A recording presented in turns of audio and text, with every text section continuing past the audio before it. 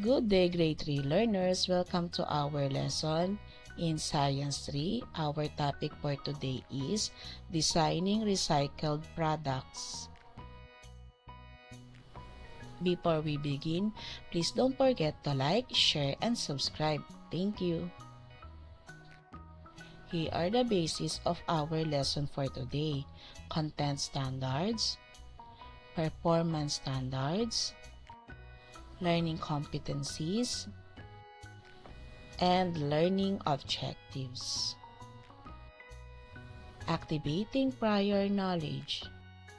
Good morning, class. Put on your thinking caps and get ready to explore. Today, we're going to observe, experiment, and discover how the world works. Let's review. What does it mean to recycle? To recycle is to make waste materials into useful ones.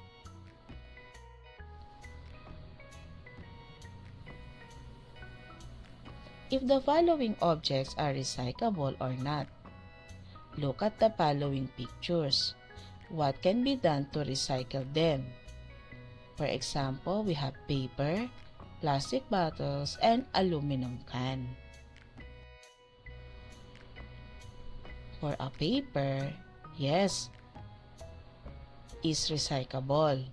It can be sorted, make into pulp, press, and turn into a new paper or cardboard.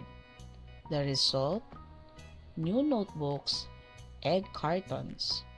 For plastic bottles, yes, it is recyclable. It can be sorted, washed, shredded or melted, and turned into new fiber or plastic. The result will be new water bottles or playground lumber. For aluminum can, yes, it is recyclable. First is to sort it out, wash, melt, and turn into new metal. For the result, it can be a new can or airplane parts. Sort it right, make it new. Lesson purpose intention. Today's lesson, you will answer the question, what everyday object can we make out of recyclable materials? Lesson language practice.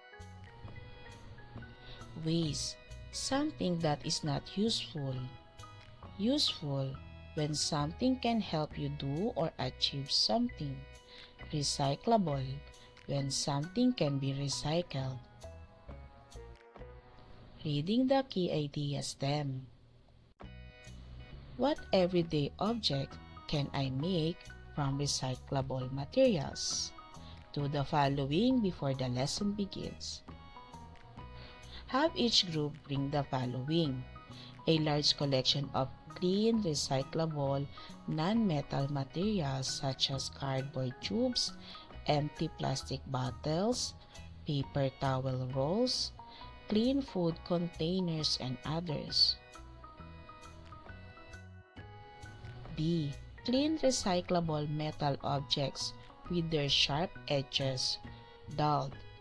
Aluminum cans, tin cans, old wires and cables, old aluminum foil, and others. C. Scissors. Strong supervision required. D. Glue stick. Letter E. Markers, crayons, or colored pencils. What everyday object can I make from recyclable materials? Here are the following materials needed. Do the following. What does it mean to recycle? It means to make waste materials into useful ones. I will going to show you a pictures of everyday objects as a reference. What everyday object can I make from recyclable materials? Help the learners identify the object that they can create. Example, bag, vase, pen holders, and others. Create your own product from the materials you have brought.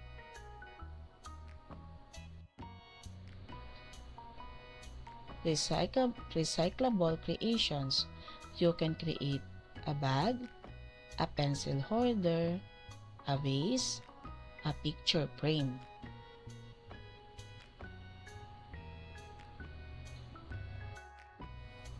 Developing understanding of the key idea stem.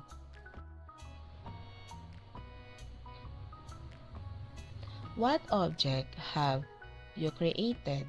Example, a self-watering planter or a desk organizer. What is the use of the object you have created? To grow small herbs indoors or to keep pens and scissors tidy. What recyclable materials did you use? Example, you use plastic soda bottle and cotton string or cardboard tubes and tin cans. Why did you choose these materials for your object? Example, the plastic is waterproof or the metal is sturdy and holds weight. What everyday object can I make from recyclable materials? We can make many everyday objects from recyclable materials. Deepening understanding of the key idea stem. How can recycling help in the growing amount of waste? Recycling helps reduce amount of waste because we use them again instead of throwing them out. Why are metals useful for recycling? Metals have very good properties that make them useful in many objects. For example, an old food can may be repurposed for other uses. Making generalization and abstractions. Ask the following questions. What does it mean to recycle? To recycle is to make waste materials into useful ones. What everyday object can I make from recyclable materials? To the idea that they can make any or many everyday objects from recyclable materials. Good day. Evaluating learning. Answer the following on a piece of paper per submission. Number 1. What object have you created? Number 2. What is the use of the object you have created? And number 3. What recyclable materials did you use? Make sure to gather all.